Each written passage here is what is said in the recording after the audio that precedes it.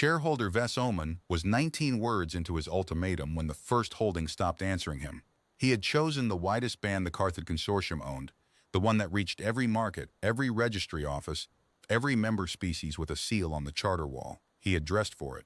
Forearms folded in the posture of patient commerce, gill frills oiled flat, the sigil of the consortium hanging behind him like a verdict.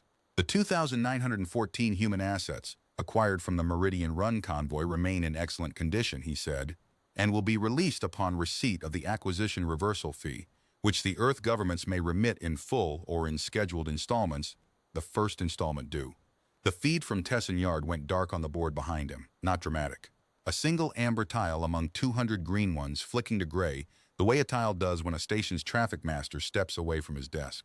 Omun did not see it. He kept talking. Half the galaxy watched the tile over his shoulder and watched him keep talking, and that image, the slaver banker reciting payment schedules while his first vault went silent behind his head, would be replayed on more worlds than his ultimatum ever reached. At that moment, 11 light-years away, Commander Sarah Cade was standing in the smoke of a breached intake door with her rifle slung and her gloves off, because you cannot read a ledger with gloves on. The boarding had taken 4 minutes. Tesson Yard was an intake yard, a sorting depot strung over the cloud bands of a rust-colored gas giant, and intake yards are built to keep people in, not soldiers out. 2 breaching frames had kissed the hull fore and aft at the same second.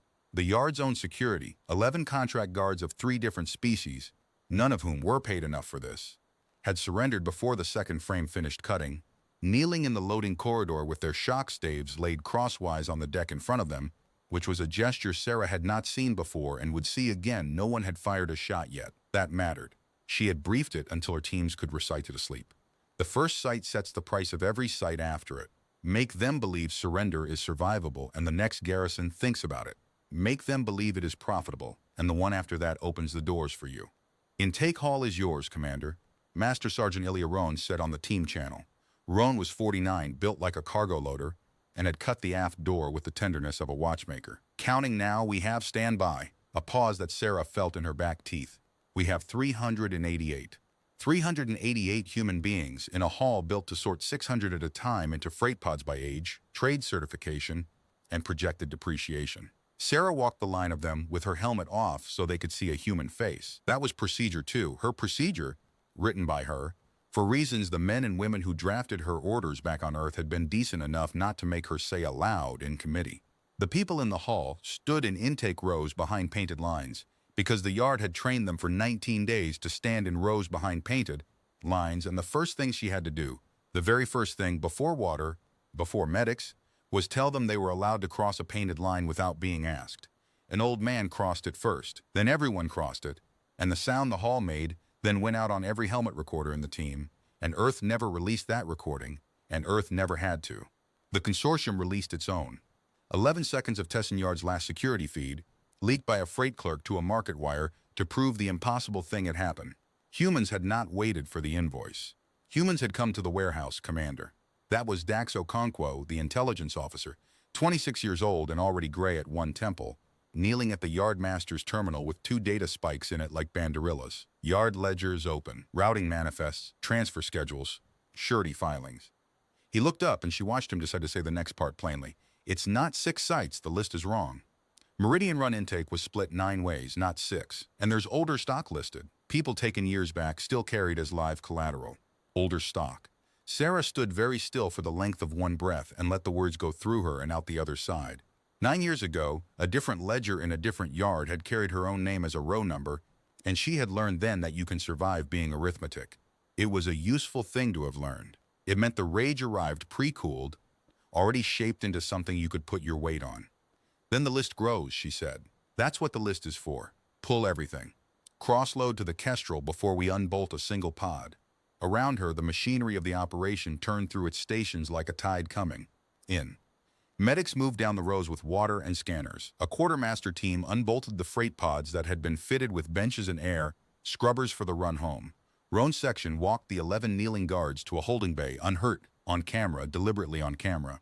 And in the intake hall, a corporal from Lagos with a paint pen was doing the thing that had not been in any manual until Sarah wrote it there. Going down the intake roster posted on the wall, and next to each row number writing the person's name. Row by row number, then name. Aboard the strike carrier Kestrel, hanging dark beyond the yard's sensor shadow, the same list was being rendered onto a bulkhead 4 meters tall, and there was a column for held and a column for home, and 388 lines were about to change columns. Earth had not answered the consortium's broadcast. Earth was not going to answer the consortium's broadcast. 61 hours after the Meridian Run convoy was boarded and emptied, the Joint Recovery Command had been chartered under a name that fit on one line Task Group Keyway and given a directive that fit on two: recover every human being held by the Carthid Consortium and its assigns. Decline all negotiation. There was no fleet massing on the consortium's borders. There was no embargo speech in any assembly. There was a quiet young woman with a list of holdings, and behind her, arranged with the patience of a glacier, more lift capacity, more breaching frames, more medics, and more cold, deliberate hours of rehearsal than the consortium's actuaries had believed any species would spend. On retrieving collateral, it could simply have ransomed at 4% of gross domestic product. The actuaries had run that number. It was in the seized filings, a projection stamped and certified of what Earth would rationally pay.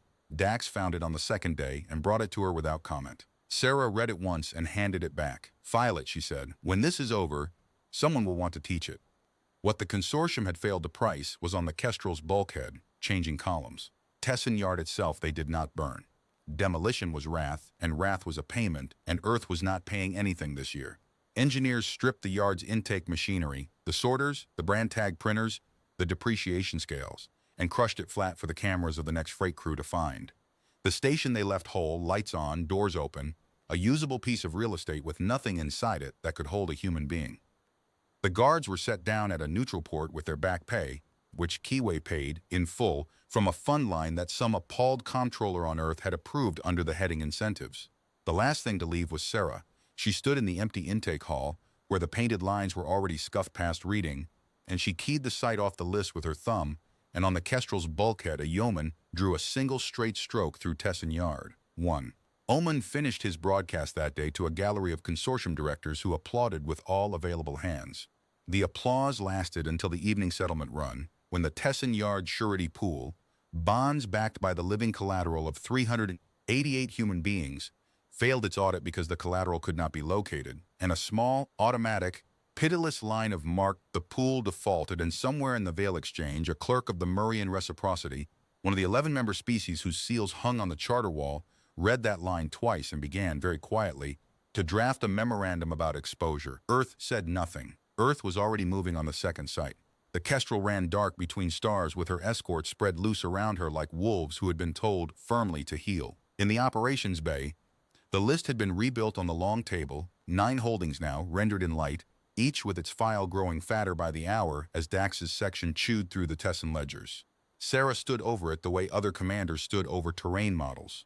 Site assessments scrolled. Swalbrine Gardens, Agricultural Moon, 642 humans carried on the rolls, Magistrate complicit, Garrison 60, tide-locked approaches, Veil Exchange, Financial Station, minimal human presence, maximal records, Korath Deep, Extraction Colony, over 1,000 humans, garrison in the hundreds, fortified. The names went down the table in order of feasibility, and the order of feasibility was the order of the campaign, and that was the whole strategy, and she had refused every invitation to make it more elaborate.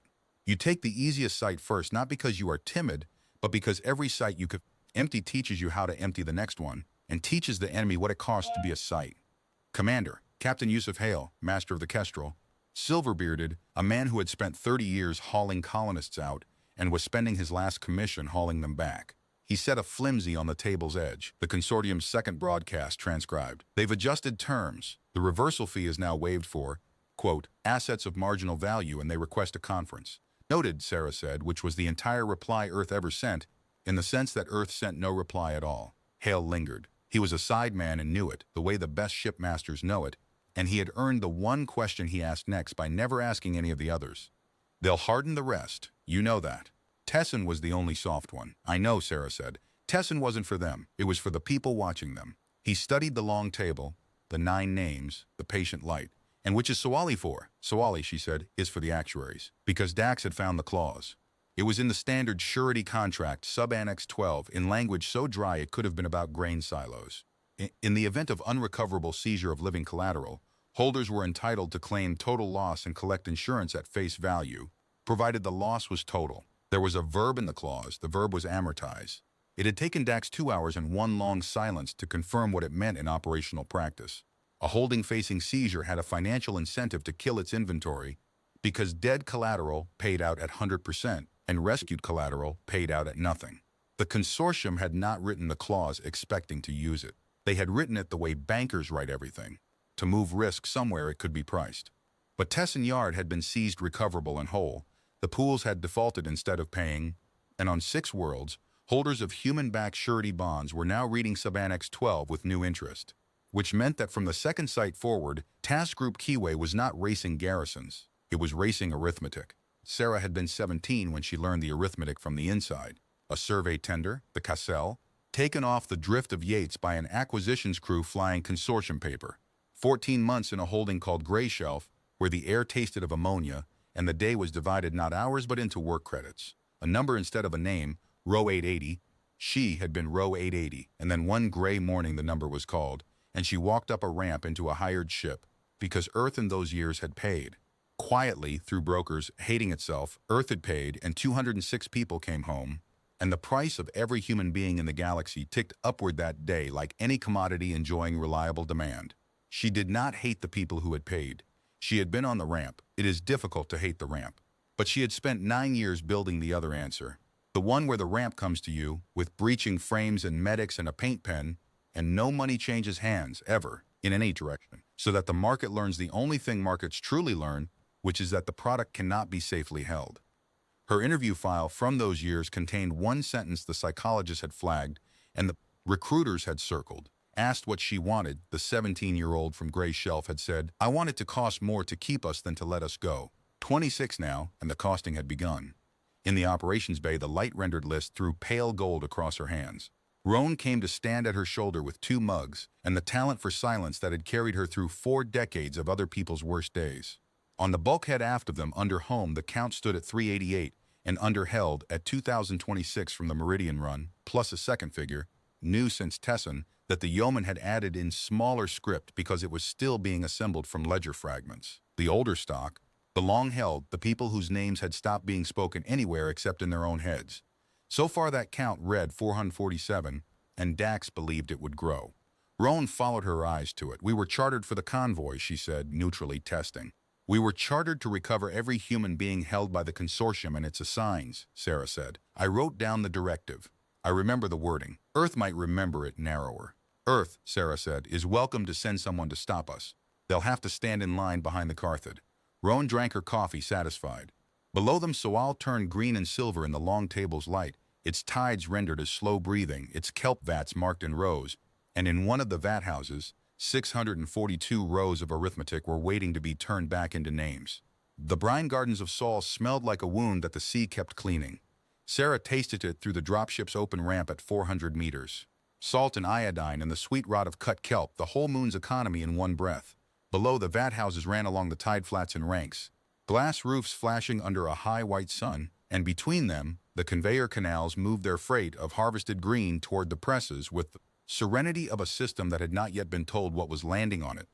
The plan had 3 clocks running inside it, and only one of them was about soldiers. Clock 1, the garrison. 60 contract guards under a consortium factor, quartered in a stilt fort on the headland, with 2 armed skiffs and a watch rotation that Dax's section had reconstructed to the minute from intercepted shift change chatter. They would be cut off from the vat houses by the simple method of dropping Roan and 40 soldiers between the fort and everything the fort was paid to protect. Clock 2, the magistrate. Solis was not consortium territory. It was a Murian client moon that leased labor, which meant a local magistrate with a seal, a garrison of his own that existed mostly on paper, and a personal financial position that Dax described professionally as load-bearing. He would spend the first 10 minutes of the raid deciding which way to fall. The plan budgeted for him falling badly. Clock 3, the only clock that mattered, the one Sarah carried in her chest like a second heart, was the actuarial node. Every consortium holding above a certain book value kept one. A sealed common records unit, factor access only, that reported inventory status to the surety pools. It was the device through which a holding declared its collateral lost. It was the device through which Sub-Annex 12 became an instruction instead of a clause.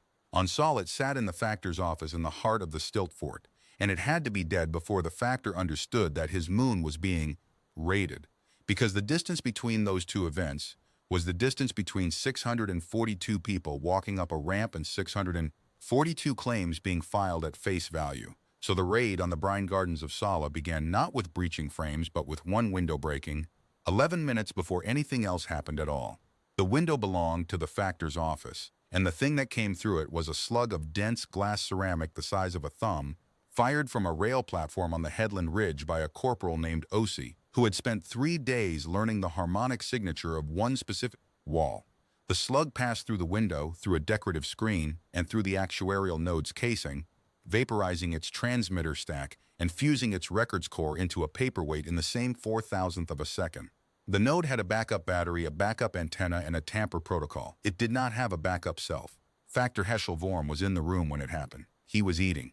He would later tell 3 separate inquiries, with the staring honesty of the genuinely ruined, that he had thought it was a bird. By the time he understood it was not a bird, by the time he had crossed to the node, found it dead, reached for the manual relay in the comms loft, and discovered that the comms loft was now occupied by 2 polite soldiers from Nairobi who had come up through the Stilt Fort's waste stack during the night. The sky over the tide flats was full of dropships. Roan's 40 were standing in a firing line between the fort and the vat houses with their weapons conspicuously not raised, and the raid was, in every sense that mattered to the surety pools, already over. The garrison commander looked down from the fort's gallery at the line of soldiers, did some brief professional math involving the words orbital fire support, and ordered his 60 to stack their shock staves crosswise on the boardwalk. He had seen the Tessin footage. Everyone had seen the Tessin footage. The crosswise stack was becoming a grammar. Magistrate Ullen of Sawali fell badly as budgeted. He arrived at the tide flats with his paper garrison and his seal of office while the first vat house was being opened, and he declared, in high Murrian and at volume, that this was piracy in a client jurisdiction and that he would have remedy.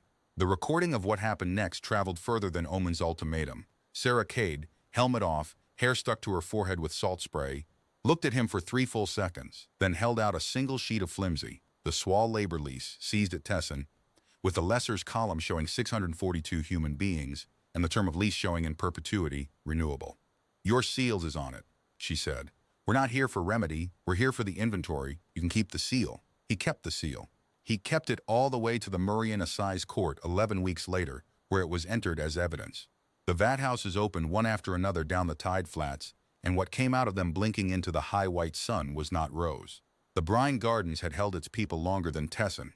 Some of the 642 had been on Saul for years, and the ones who had been there longest came out last, slowly, standing in the doorways with their hands shading their eyes, scanning the soldiers' silhouettes for the trick. Sarah had written this into the procedure too. No cheering, no rushing the doorways, no scooping people up.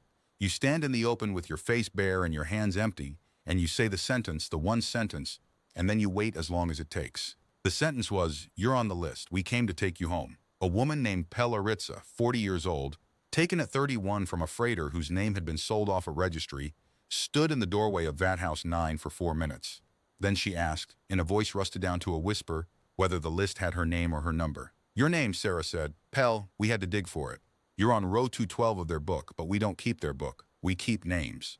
Pelaritza crossed the doorway. Behind her, Vat House 9 emptied in 11 minutes. There was one bad hour. There was always going to be one. Sarah had budgeted for that too. In the cold ledger she kept behind her sternum where the costs went. A satellite pen on the far shoal, a punishment detail, 40 workers. The holding's worst-kept secret had a wire from the stilt fort that Dax's section had missed because it ran underwater through a conduit older than the lease. The details overseer, a subcontractor with Sub-Annex 12 open on his desk and a payout schedule in his head, heard 11 seconds of the factor's last shouting before the line died, and made his decision and started flooding the pen with press brine. What he had not priced was that 2 of his own guards were standing on the sluice deck when he opened the valves. One of them, a Sawi local with webbed hands and a sister in the magistrate's filing office, looked at the brine coming up through the grates toward 40 chained people and tore the valve wheel off its spindle and threw it into the sea. The pen flooded to knee height and stopped. Roan's quick reaction section arrived 8 minutes later by skiff to find the overseer locked in his own. Records shed and the local guard sitting on the sluice deck with his webbed hands shaking and 40 people alive. His name was Tessic. Sarah shook his hand on camera, deliberately on camera, and announced, without one word of consultation with Earth, in a sentence that would be studied by an entire generation of consortium security contractors, that any hand that opened a door, jammed a valve, or held a kill order on any holding on any world had standing safe conduct from Task Group Keyway, payable on site, no questions about what the hand had done for a living up to that hour.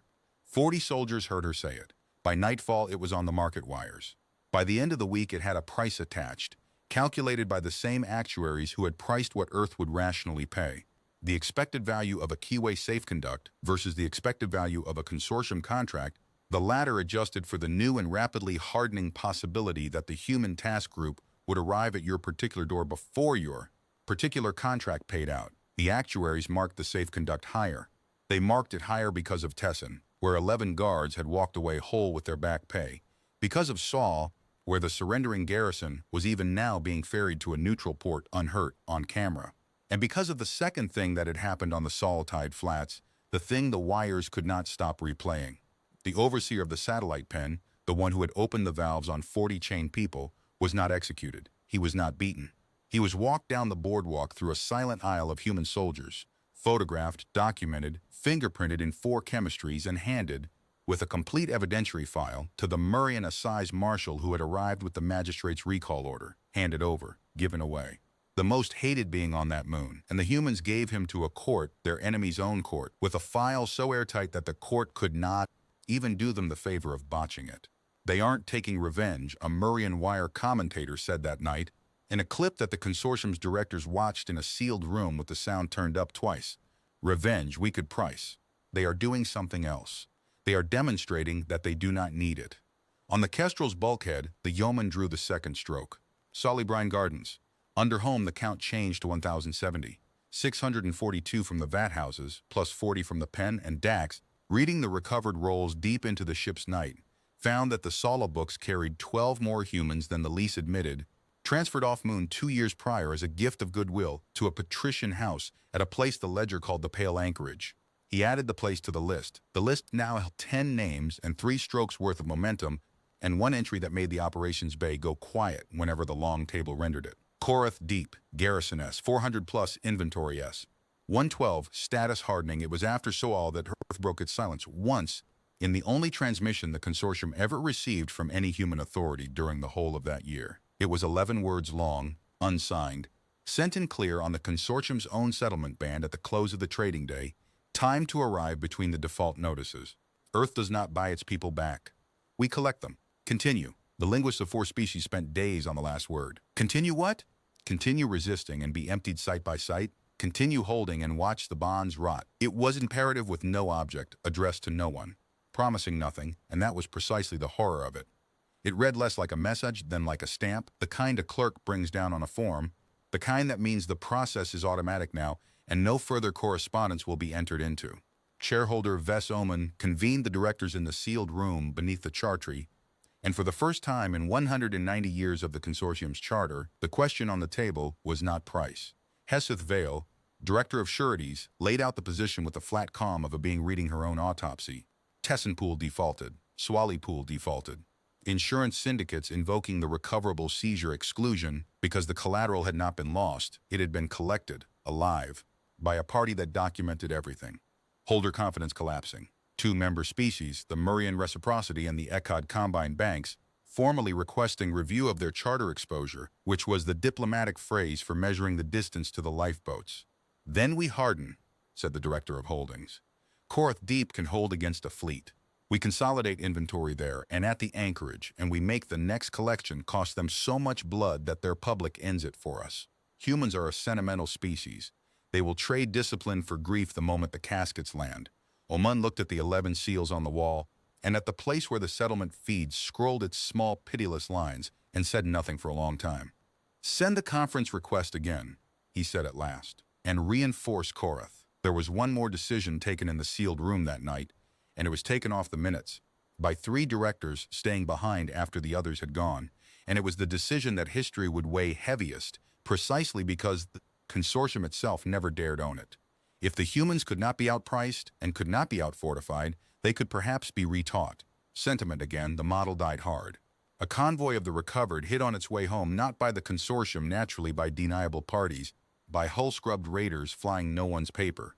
And the famous task group would learn that every rescue created hostages of its own success, that every transport full of freed humans was now a target the humans themselves had gathered into one catchable place. Grief would do the rest. Grief, the model promised, always did the rest. The raiders were hired out of the Spurster margins, paid through 4 shells, and given the sailing schedule of the medical transport Candor Vale, which had departed the Saul processing point, carrying 212 recovered people, 11 medics, and a light escort. The schedule was accurate. It had been allowed to be accurate. Because Dax's section read the consortium settlement flows the way Roan read doors, and 4 shells are 3 too few, and the moment the higher payment's shadow crossed the wires, Keyway had known, and the Candor Vale that kept the schedule was not carrying 212 people. It was carrying signal emitters, sensor ghosts, and a hold full of nothing, and it sailed its route like a tethered goat, while the actual transport ran dark and early on a route that existed on no schedule anywhere, and the escorts that should have been light were 4 heavy hulls of the home fleet running silent in the goat's wake. With orders Sarah had written in 9 words and declined to soften when the legal staff asked, "They are firing on a hospital ship. Act accordingly." The raiders dropped onto the Candor Vale's position at the layup point past the Saul gas shallows, 7 hulls, weapons hot, and got exactly 1 demand transmission into the dark before the dark answered. The engagement lasted 90 seconds. It was the only fleet action of the entire campaign, and Earth published it whole. Every targeting log, every comm intercept, every second of gun camera record unredacted the same day. 5 raider hulls were opened to space with their drives shot out from under them. 2 surrendered on the first salvo's afterglow. Human rescue crews then spent 11 hours. This was in the published record too, time-stamped, pulling raider survivors out of their own wreckage, treating them in the goat ship's empty medical bays and delivering them, documented in 4 chemistries, to the flag state whose registry their scrubbed hulls had been scrubbed of, along with the payment trail, the 4 shells peeled back one by one, and the sailing schedule leak traced to its source in a consortium routing office. Earth attached no accusation. Earth attached an invoice, the cost of 11 hours of rescue operations, billed to the Carthage Consortium at standard salvage rates, with a 1-line memorandum that the wires ran above the gun camera footage and that every analyst in the galaxy understood was the true after-action report. Your contractors required rescue. You will find we performed it to the same standard we perform all collections. The 3 directors who had stayed behind that night read the invoice in 3 separate rooms, and one of them, the records show, began that same evening to move his house's assets into Murian neutral trusts, which is how the Murian Assize would eventually find him. The model never recovered. There were no further attempts. The consortium had tested once with someone else's hands whether Earth's restraint was squeamishness, and had received its answer at standard salvage rates. The restraint was not the absence of the fleet. The restraint was the fleet held at the exact distance that proved it could be held by a hand that did not shake. Earth did not answer the conference request. Earth was already inside the Vale Exchange, not with soldiers, with 3 auditors, a junior attaché, and a properly executed writ. The Vale Exchange was not a holding. It was the market where holdings were turned into paper, a station the shape of a coin, spinning in neutral space under exchange authority law, where the consortium's human-backed sureties were listed, traded, and priced. There were exactly 41 humans aboard, carried on the books as display sureties, living proof of collateral, housed in a gallery behind glass where bondholders could verify their investments with their own eyes. The gallery had a name on the station directory. It was called the Assurance. A raid was drawn up. A raid existed in full, rehearsed twice on a mock-up in the Kestrel's drop bay, breaching frames and timed cuts in a 70-second window. Sarah canceled it herself, 18 hours out, over the objections of half her own staff, because Dax's section had found the better breach.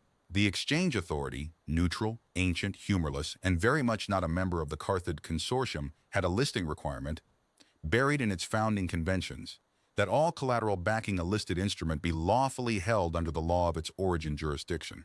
The 41 humans in the Assurance Gallery had an origin jurisdiction. Its law was Earth's law. And Earth's law, as the junior attaché explained to the Exchange Authority's listings tribunal in a hearing that lasted 50 minutes and ended commerce as consortium knew it, had a position on the lawful holding of human beings as collateral, and the position was older than any charter on any wall, and the attaché had brought copies. The tribunal suspended every Carthage human-backed instrument pending review. Suspension meant the bonds could not trade. Bonds that cannot trade cannot be marked to a price. Collateral calls cascaded by close of session, and under the tribunal's own conventions, suspended collateral had to be sequestered with a neutral custodian. which is how, 2 days later, 41 human beings walked out of the assurance gallery through the exchange's marble concourse between two silent files of exchange authority bailiffs to a human transport waiting at berth 9 under a custodianship order that named, as receiving agent, the Joint Recovery Command Task Group Keyway. Sarah met them at the ramp in dress uniform. No breaching frame, no rifle, not one shot fired in the entire system. The wires ran the image above the day's settlement carnage, the exchange's own bailiffs, handing the humans across. In the sealed room beneath the chartry, the director of holdings stared at the suspension notices and said, "They didn't even come themselves." "No," said Hesuth Vale, director of sureties, with something that was almost admiration and almost terror and entirely arithmetic. "They sent our own rules." What the Vale Exchange surrendered along with the 41 was worth more than the 41 would ever know. Sequestration came with discovery. The custodianship order entitled the receiving agent to the documentation of the sequestered collateral, and the documentation of the sequestered collateral was the registry, the consortium's own master book of human-backed instruments. Every holding, every transfer, every life carried as a line of credit, going back decades. The exchange authority, neutral to its marrow, delivered it on 3 sealed cores with an itemized receipt, and would have delivered the same to the consortium had the positions been reversed, and slept identically either way. Dax's section did not sleep at all. The operations bay became a paper mill running on coffee, and cold fury kept carefully off every face. The registry named 4 more holdings that Tessin ledgers had only gestured at. It resolved the older stock count from estimate to fact, 1,447 human beings, acquired before the Meridian Run, alive on the books, scattered across the consortium's web like sediment. It named which were where. It named what each had been priced at intake, and how the price had been depreciated, and against which instruments each life was pledged. And on the 9th core sector of the 2nd sealed core, in a table of retired sites it named Gray Shelf. Dax found it at the end of a 30-hour shift and had the decency and the courage to bring it to her himself rather than flag it for a morning briefing. He put the tablet on the long table in front of her and stood back without a word. Gray Shelf, decommissioned. Final inventory disposition. 206 units redeemed, paid, third-party broker, remittance confirmed. And in the rows below, because the consortium deleted nothing that had ever held a price. Row 880, human female est, 17, survey acquisition, drift of Yates, redeemed, paid. Sarah read it the way you check a healed bone against a weather change. The operations bay had gone very quiet around her, in the way of rooms where everyone knows and no one has ever said. "Note the broker's name," she said at last evenly. "Brokers keep their own books. Their books will have holdings the registry doesn't." She slid the tablet back across the table, and Dax, add a column to the wall. Not just the Meridian Run, not just the older stock. Everyone this paper has ever touched who can still be reached. If they're alive and held, they're on the list. If they're alive and free, they get a copy of their row, certified, with a letter. People should know what was written about them. It makes it easier to burn. "What's in the letter?" Dax asked. "One sentence," Sarah said. "The same one. You're on the list. We came to take you home, and for the ones already home, the letter's version of it. You were never a row. The galaxy has been corrected." He went to write it. Roan at her shoulder watched the bay resume its noise by degrees and said quietly in the voice that did not carry, "Redeemed, paid. You going to leave it standing in their book like that?" "No," Sarah said. "But I'm not going to amend it with a fleet either.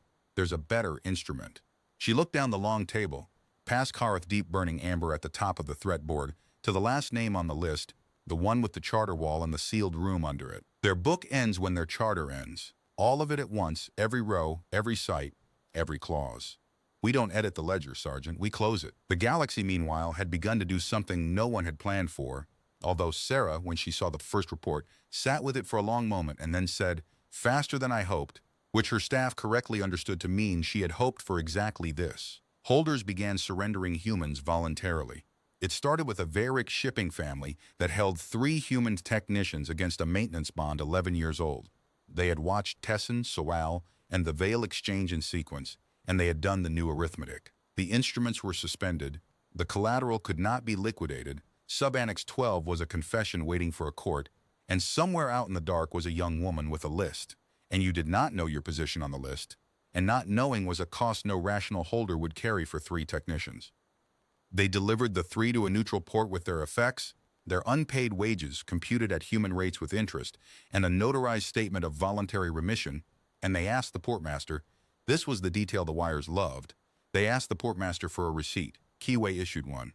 Sarah signed it herself, the first of what would become 406, a single page acknowledging remission of persons, bearing no absolution, promising no immunity, noting only that on this date, these names crossed columns.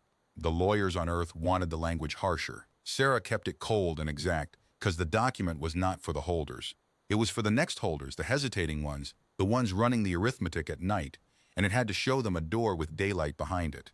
Punishment was the court's business and the default's business, and both were operating at capacity. Her business was the columns. Within 3 weeks, remissions were arriving faster than raids could have produced them. A patrician household on Vess returned a human tutor with a letter of reference, as if that helped.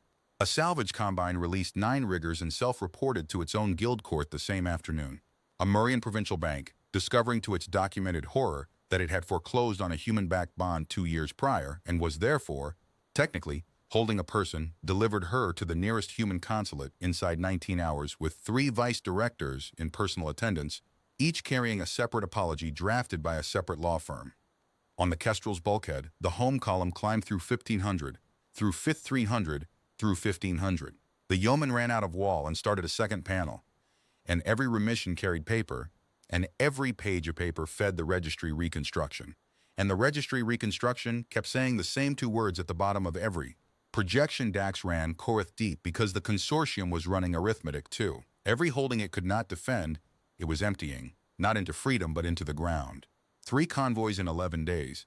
Inventory transfers consolidating the remaining Meridian-run captives and the most heavily pledged of the older stock down into the one site the directors believed could not be collected, a deep rock extraction colony with a vertical kilometer of basalt over its habitat decks, a private garrison of 400 under contract to the Stonework Guard, point defense rated against fleet bombardment, and 1 elevator. The 3rd convoy Kiwi intercepted. It was the first true fight of the campaign, and it happened in the dark between stars where there were no cameras except the ones both sides carried, which is to say, it happened in front of the only audience that had ever mattered, the people in the hold. The convoy was 3 freighters and an escort, the escorts being a Stonework Guard corvette named, with the Guard's characteristic granite humor, Reliable. The boarding went clean on the first 2 freighters, crosswise staves, the grammar holding, but the Reliable's contract master was new, ambitious, and carrying a rider clause that paid triple for inventory delivered intact and nothing for inventory collected, and he chose, in the 11 seconds he had to choose, to put his corvette's guns on the 3rd freighter's drive section rather than let it be taken. Disabled inventory, his clause-addled reasoning ran, was still deliverable inventory. He never fired. The Kestrel's escorts had been waiting 4 hours in the freighter's sensor shadow for exactly that rotation of exactly that turret, and they removed the Reliable's gun deck with 3 precise, almost surgical strikes that left the corvette's habitat ring spinning whole and her reactor untouched and 41 of her 44 crew alive, 3 dead, the contract master not among them, which Sarah would always privately count as the campaign's one injustice. But a fragment of the gun deck, tumbling, took the 3rd freighter across the hold section before the strikes finished, and the hold lost pressure across 2 compartments. And in the 4 minutes it took boarding teams to cut through and flood the space with rescue.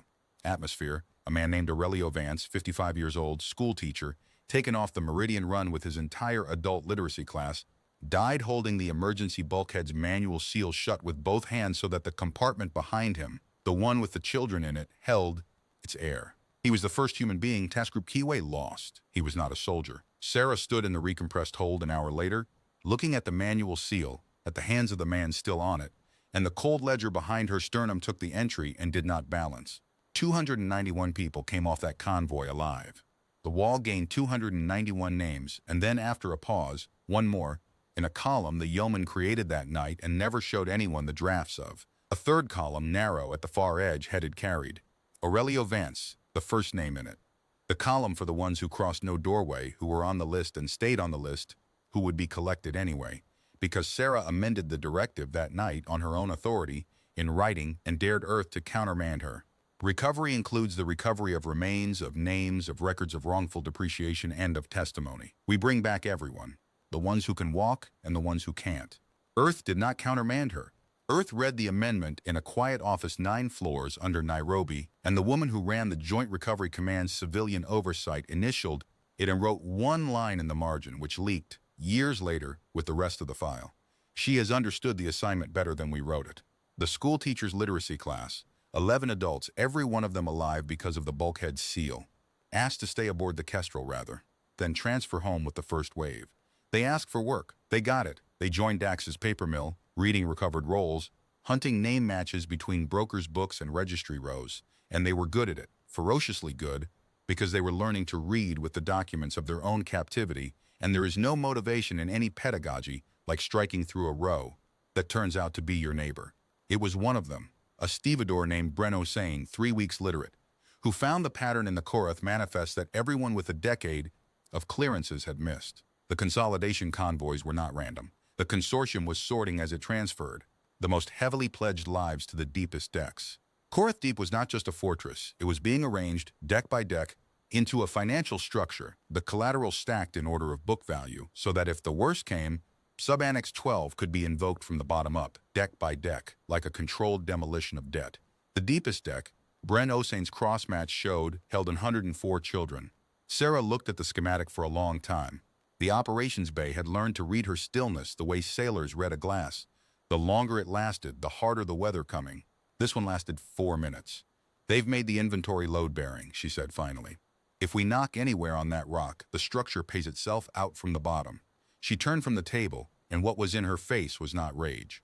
Her staff would testify to that for the rest of their lives, in memoirs and in bars, and once under oath, to a tribunal. It was schedule. So we don't knock, Sergeant Roan. Come here, how do you open a vault? Sarah said. That's rigged to burn its contents? Roan, who had cut more doors than anyone alive in human service, considered the question with the seriousness it deserved. You don't open it, she said. You become the crew that's already inside. The stonework guard rotated its Korath garrison every 40 days. It was in the contract, and the contract was in the registry, and the registry was on the long table, a relief ship, the set line, carrying 120 fresh contractors down the well every 40th day, and 120 tired ones back out. The rotation was the fortress's heartbeat, and like every heartbeat, it was the one thing the body could not choose to stop. The set line was 9 days out from Korath, in the empty middle of its run, when it found human ships on every bearing and a request, phrased as a request, to heave to for inspection. What happened aboard the set line over the next 6 hours was later taught, in 3 different war colleges of 3 different species, under 3 different names. The stonework guard taught it as the set line audit. What happened was this. Sarah Cade came aboard with 12 soldiers, no breaching frames, and Tessic, the webbed-handed saw guard who had thrown a valve wheel into the sea, now 4 months into his safe conduct, and employed at his own request as Kiwi's liaison for what the org chart called contractor relations. And instead of taking the ship, Sarah asked for its senior contract officer, sat down across a mess table from him, and laid out documents. The first document was the Korath holding surety structure, deck by deck, with the children's deck at the bottom and Sub-Annex 12 highlighted. The second was the stonework guard's own articles of incorporation. The guard was old, older than the consortium, and proud in the way of institutions that have outlived their founders' graves, and in particular Article 9, which forbade member contractors from executing what the articles called destruction of wards, the killing of non-combatants placed under a contractor's physical protection. Article 9 had been written for grain stores and pilgrim caravans 1,100 years ago. No one had ever rescinded it. The third document was a legal opinion, commissioned by Earth from the Guard's own guild council through 3 layers of intermediary, concluding that inventory held under guard at Korath Deep constituted wards within the meaning of Article 9, and that any contractor present during an invocation of Sub-Annex 12 would be party to their destruction, and that the Guard's charter provided one penalty for breach of Article 9, and the penalty was dissolution of the offending company and the striking of its stone. The Guard's phrase for damnatio, for the erasure of a company's name from the wall of the guild hall, for ceasing, retroactively, to have ever been anyone. The senior contract officer read all 3 documents twice. He was 90 years old as his species counted, and he had spent 70 of them believing the Guard's articles were ceremony. The consortium's rider clause, he said at last, indemnifies us against local law. It does, Sarah agreed. Can it indemnify you against your own wall? The silence went on for some time. What are you asking for, he said. Nothing, Sarah said. I'm delivering documents. What the Guard does about its own articles is Guard business. But I'll tell you what I'm offering, because it expires when this ship makes orbit. Every contractor on the Korath rotation who stands down when the time comes, who opens a door, or holds a kill order, or simply sits down and waits, has safe conduct. Site payable. We've honored 412 of them so far. Ask the market what they trade at. She stood. Your relief crew rides down on schedule, officer. We won't touch your rotation. We won't board your ship again. The guard keeps its contract to the letter, right up to the moment the contract asks the guard to break its own law. I just want every one of your people down that well to know, before that moment, exactly where the doors are. She left the documents on the mess table. The set line made orbit on schedule. 120 fresh contractors rode the elevator down into the basalt, and every one of them had read Article 9 by the time the doors closed because the guard's senior officer had posted it on the rotation deck beside the duty roster without one word of comment, which in the stonework guard's 1100-year-old grammar of stone and silence was not a memo.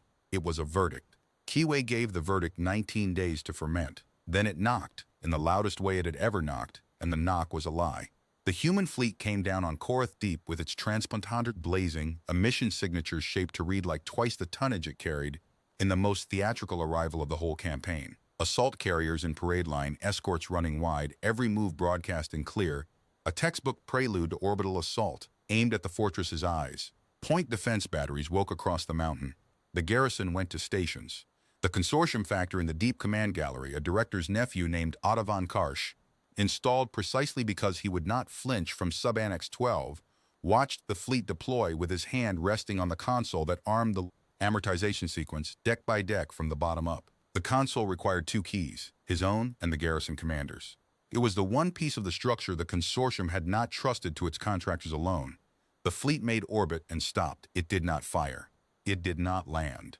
It sat in plain sight, monstrous and patient, soaking up every sensor and every eye and every nerve in the mountain, while 4 kilometers below the point defense horizon, in the roaring dark of the mine's flooded southern galleries, abandoned 60 years, half collapsed, absent from the security schematics because they were absent from the as-built drawings, present only in the original survey files that a 3 weeks literate stevedore named Bren O'Sane had cross-matched out of a salvage broker's archive. Roan's Pathfinders had been climbing for 2 days. They came up through the water table, through a ventilation header that had served the old southern workings, into the maintenance levels beneath the inhabited decks.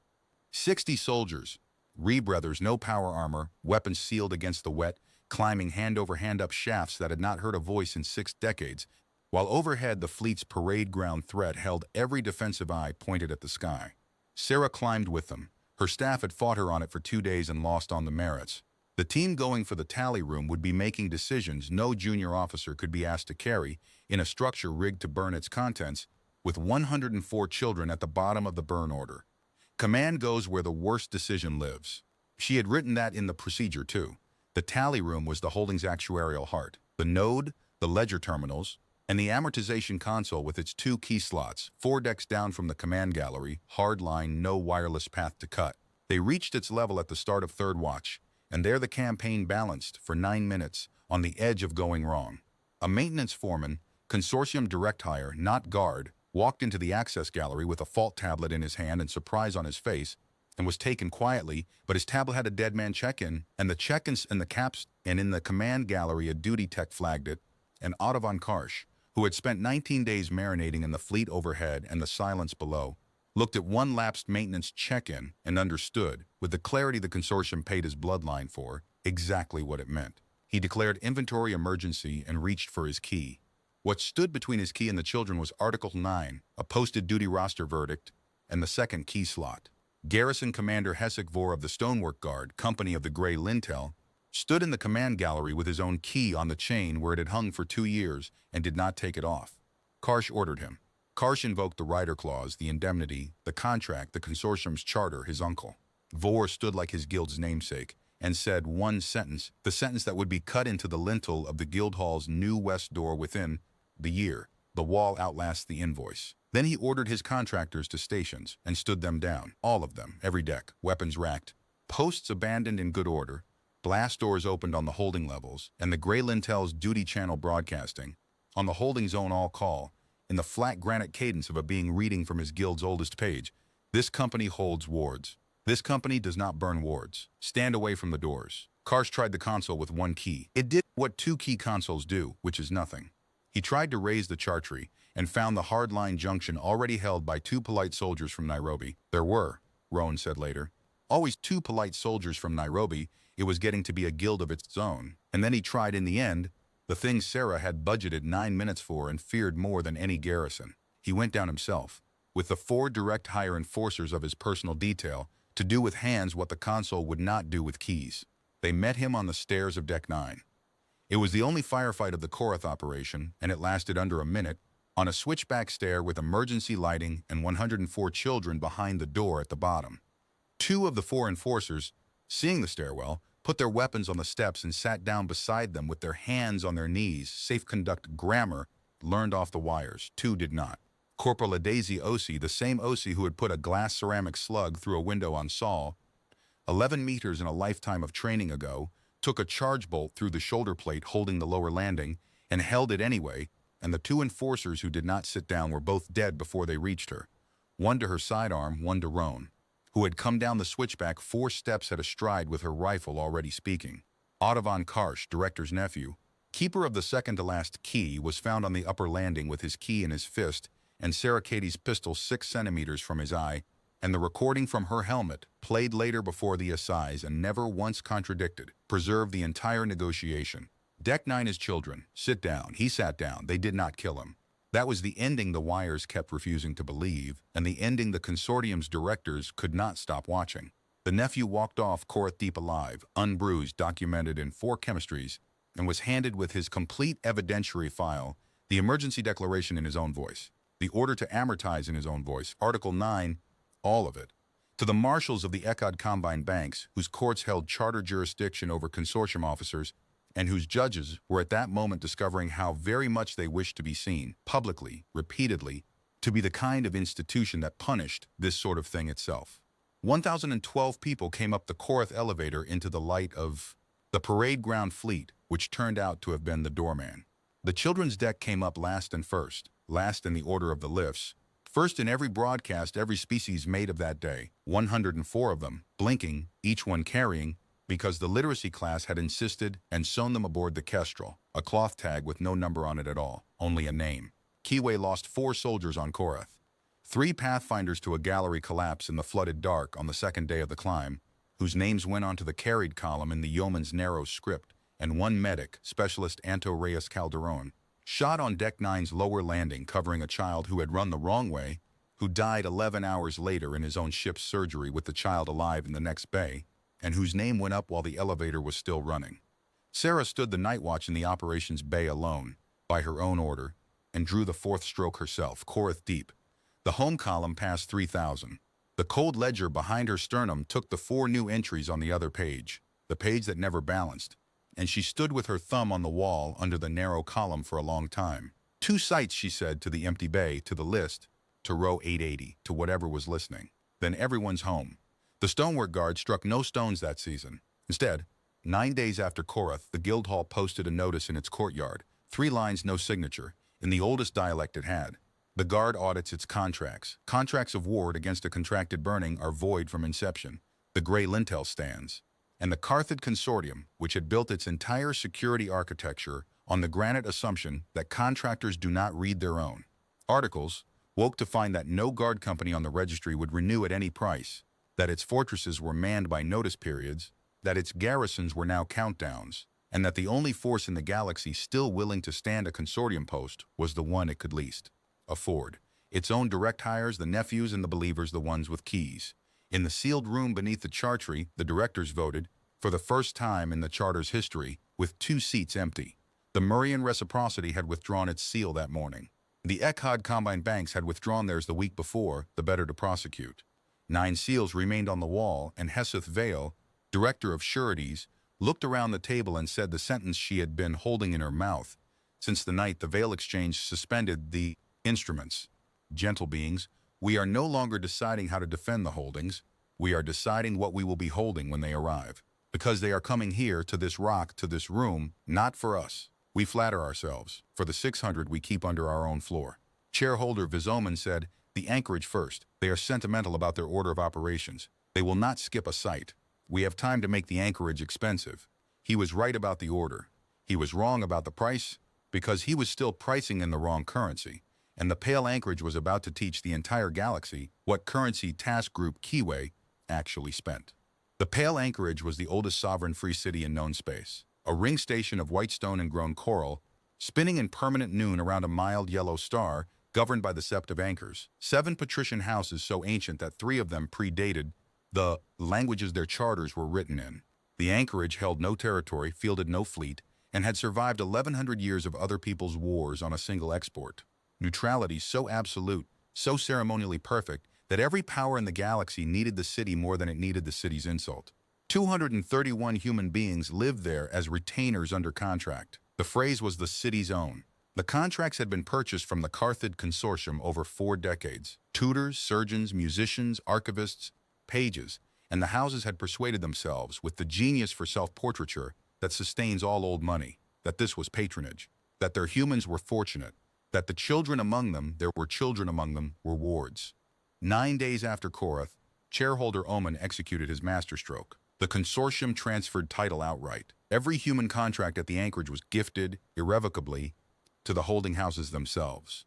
The filings were public, and the logic was published in the same breath by the consortium's remaining council. The humans' quarrel is with us. These persons now belong to the neutral sept. Let the famous task group raid the pale anchorage. Let them put breaching frames against white stone that has been inviolate for 11 centuries, and watch every neutral port in the galaxy close to Earth's ships for a generation. It was, the analyst agreed, genuinely clever. It assumed Keyway had only one tool. The human ship that approached the anchorage 11 days later was not the Kestrel. It was a consular packet, the Meridel, white-hulled, unarmed, broadcasting diplomatic protocols older than the consortium's charter, and it requested, with flawless ceremony in high anchorage form, through an honest-to-the-stone herald that Earth had borrowed from the Murian, Reciprocity's protocol office, the guest right, the ancient privilege of any sovereign's emissary to dock at the civic ring, walk the promenade of anchors and be received. The sept could not refuse. Refusing the guest right to a sovereign emissary had a name in the city's law, and the name was the city admitting it had taken a side, and the city had not survived 1,100 years by ever once doing that. The Meridel docked, and down its ramp, in dress uniform, unarmed, came Commander Sarah Cade, 26 years old, with an escort of 6, a diplomatic portfolio, and a list. The wires had 2 hours of footage of her simply walking, the commander of the most feared operation in the galaxy, hands empty, walking under the coral arches while the city watched from every gallery, before she reached the hall of the sept and did the thing that broke the masterstroke in half. She did not demand the humans. She did not mention the humans. She presented her credentials, conveyed Earth's compliments to the 7 anchors, and then, in accordance with a custom her protocol staff had excavated from the city's own deep law, the custom of the answering table, by which a guest emissary repays the guest right by hosting, within the city, a meal for any resident who wishes to honor the guest sovereign. She invited the city to dinner. Any resident. The phrasing was the whole campaign. Under anchorage law, the guest right and its answering customs attached to persons, not to property, the city's entire pretense, maintained through 4 decades of purchase contracts, was that its human retainers were persons, retainers under contract, members of households, fortunate wards. The houses had insisted on that pretense for 40 years because the alternative was admitting that the pale anchorage, neutral and white and 11 centuries inviolate, was a city that kept slaves. So when 231 humans received by name, through the city's own herald office, formal invitations to the answering table of the emissary of Earth, and when the sept of anchors convened in emergency session to decide whether their retainers would be permitted to attend a dinner, the trap closed with no sound at all, because there was no version of the vote that did not say the quiet thing aloud. Forbid them, and the city confessed before the galaxy that its people were property after all, and the famous neutrality was a slaver's flag, and every visiting power for 1,100 years had been dining over a hold full of chains. Permit them, and 231 humans would walk through the doors of the answering table as what the law of the pale anchorage had just been forced to call them. Persons, guests, free to accept an invitation, and the guest law's oldest clause, the one cut into the lintel of the hall itself, held that no guest may be compelled to return to any claimant from the table of their host. The sept debated for 19 hours. The debate leaked, of course. Everything at the anchorage leaked. It was a city of galleries. House Varen's anchor, 91 years old, was recorded saying the sentence that ended it. We are being offered the chance to discover, at dinner, that we were never criminals. I suggest we take it before someone offers us the other discovery. The vote was 6-1. The answering table of the emissary of Earth was laid in the promenade itself, under the coral arches, at the insistence of the city's own guilds, who understood spectacle the way only an 1100-year-old tourist economy can. 400 meters of white tablecloth in permanent noon, the SEP's own kitchens cooking beside Earth's ship stewards, half the city watching from the galleries. 231 invitations had gone out. 222 humans came, walking, some of them, between the very house guards who had stood over them for decades, because the houses, having voted, competed savagely to be seen complying with grace. They came to the table and they ate, and by the city's oldest law, the law that predated every contract and every charter in the consortium itself, they rose from it as guests of Earth, unreturnable. Sarah sat at the center of that table and ate almost nothing. The recording of her from that evening, studied frame by frame on 100 worlds, shows her doing the same thing for 4 hours, watching the doors, because 9 had not come. House Marival, the one dissenting vote, held 9 humans, an archivist, 5 household staff, and 2 children pages, aged 9 and 11, and House Marival had spent the 19 hours of debate moving them. Off the books, off the ring, into a private dock where a chartered runner sat fueled for the chartry, on the theory, the last theory the consortium's masterstroke had left to anyone, that what could not be defended in law could simply be removed from its jurisdiction. The runner never lifted. The Anchorage Dock Guild, whose members had spent 11 days watching remission receipts trade on the wires like instruments of grace, and one evening watching 222 people eat dinner as persons, examined House Marival's lift request, found a flaw in its ballast documentation, found a second flaw, found upon reflection an indefinite series of flaws, and grounded the runner with the regretful immovability that dock workers of every species in the galaxy have understood since the invention of cargo. The guildmaster, asked later by an assize clerk whether Kiwe had approached him, gave the answer that went onto the wall of guild halls Sarakade would never see. Nobody approached us, we can read. House Marival held out for 2 more days, while the city's silence gathered around it like weather. No mob came. No writ came. Sarah refused to request one, to the open frustration of her own legal staff, and her refusal was itself reported, and the reporting was itself pressure. The house sat inside the oldest shame in the city with the whole galaxy looking at its door, and on the 3rd morning the door opened, and out came the 9, walking carrying their own small luggage, and beside them, carrying the 2 children's bags himself, came House Marival's majordomo, an alien born in that house's service, whose name the wires never learned because he declined every interview forever after. He walked the 9 the full length of the promenade to the human pier, past the silent galleries, set the bags down at the ramp of the Meridel, and said to the 9-year-old, in the formal grammar reserved for the departure of honored guests, the 6 words the whole galaxy heard because the pier microphones were live: "You were always meant to leave." Then he bowed to the child, and went back to his house to resign. 231 names crossed columns. The 5th stroke went onto the Kestrel's bulkhead from 11 light-years away, drawn by the yeoman on Sarah's order at the exact hour the Meridel cleared the Anchorage's traffic zone, and the operations bay, which had held its breath for 13 days, finally exhaled. Not one shot, not one breaching frame. The most defended vanity in known space, and the campaign had walked through it on the city's own law, and the galaxy's commentator said exactly the sentence Sarah had been spending all that. Restraint to purchase. Set it on every wire, in every trade tongue. Set it until the 9 remaining seal holders of the Carthage consortium could hear it through the floor of the sealed room. If this is what they do when they are being polite, be anywhere else when they stop. The Septive Anchors, 11 days later, enacted the Promenade Statute. No contract touching the personhood of any sentient being would be recognized, registered, or enforced within the city's jurisdiction, retroactive to the city's founding. 1,100 years of filings reopened overnight.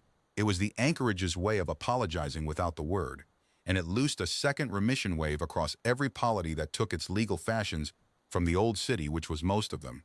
The home column passed 3,800.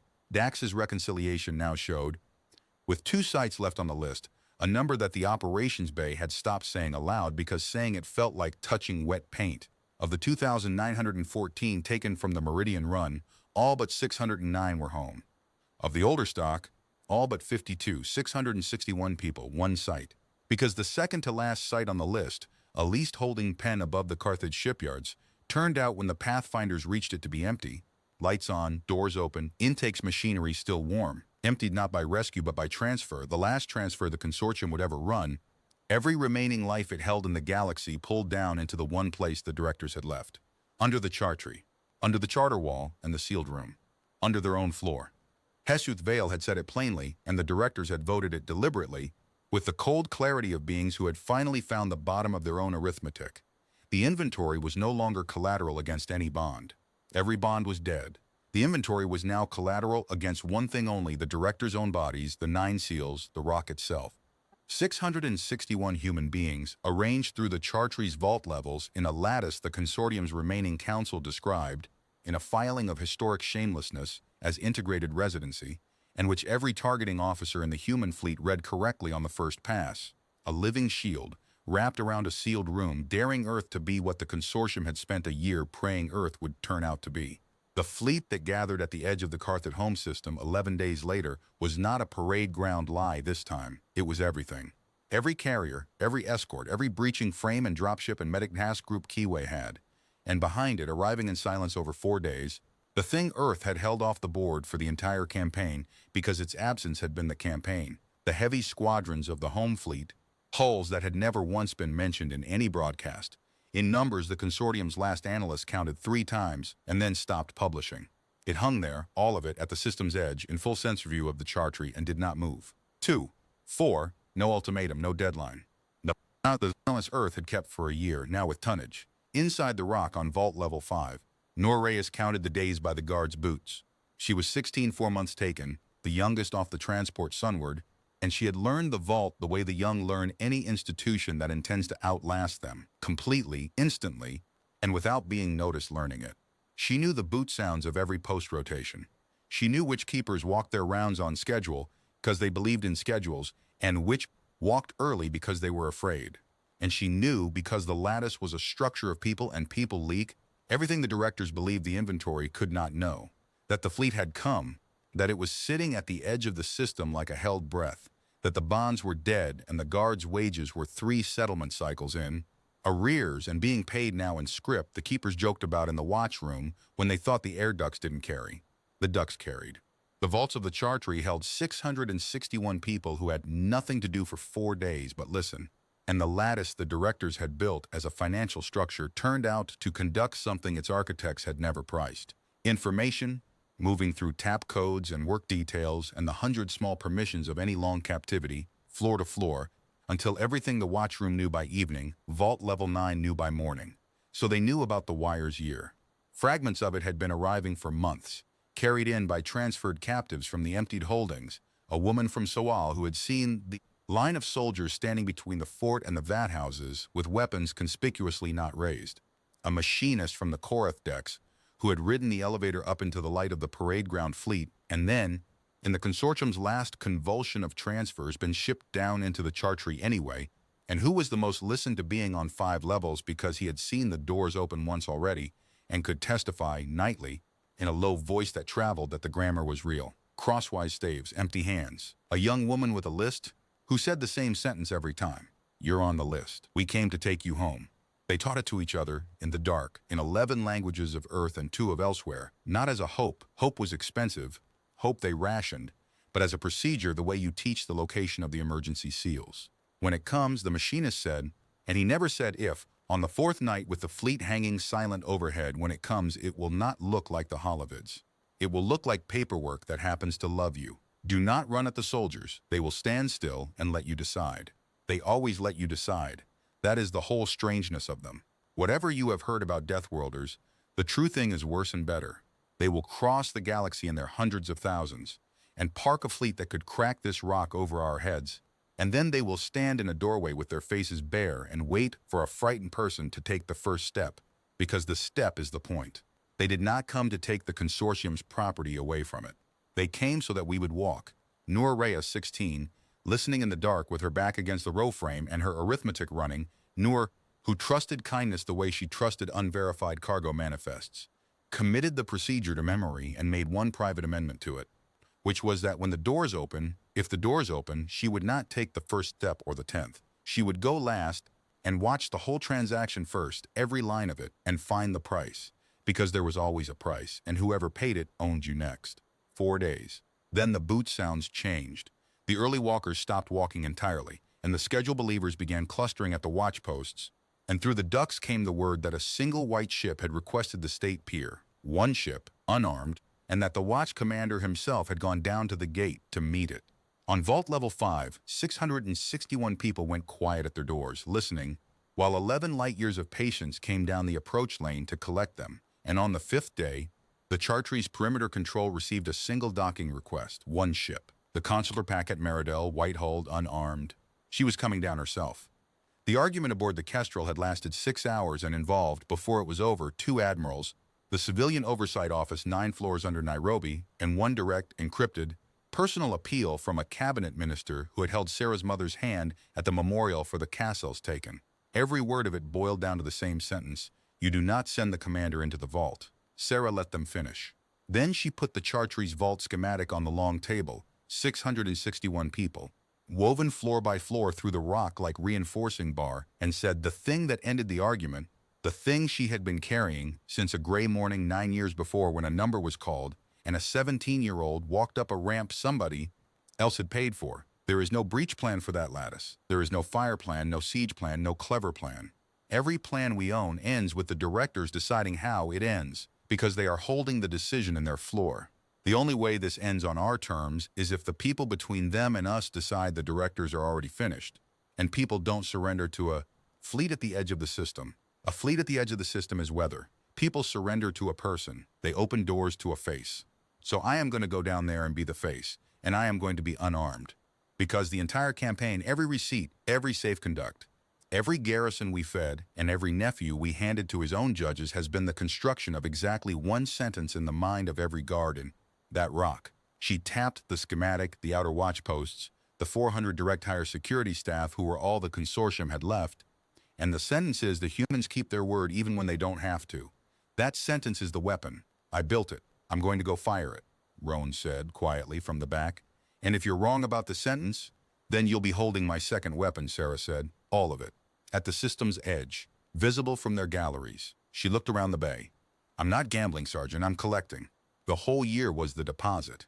The Meridel came down the Chartreuse approach lane alone, white against the umber rock, tracked by point defense batteries whose fire control crews, every analyst on both sides knew it, every gallery in the Chartreuse knew it, the directors in the sealed room knew it most of all, would be deciding in real time whether their employment contract extended to making themselves the answer to the most famous question in the galaxy.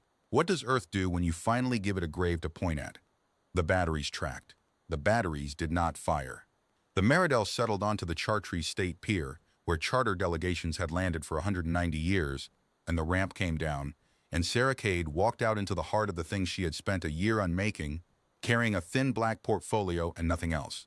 600 guards watched her cross the pier on 1,000 feeds. The watch commander of the Chartreuse, a direct hire named Sevet Orun, who had given the consortium 31 years and had spent the last 31 days reading wire reports with his junior officers in a silence that grew teeth, met her at the pier gate in full armor, sidearm holstered, and could not quite keep the question out of his posture, one being unarmed, and what was anyone supposed to do with that? Commander Cade, he said, you are not on any approved delegation list. No, Sarah agreed. I'm on the other list. So are you watch commander, page 41, post roster, fourth name down. We index everything.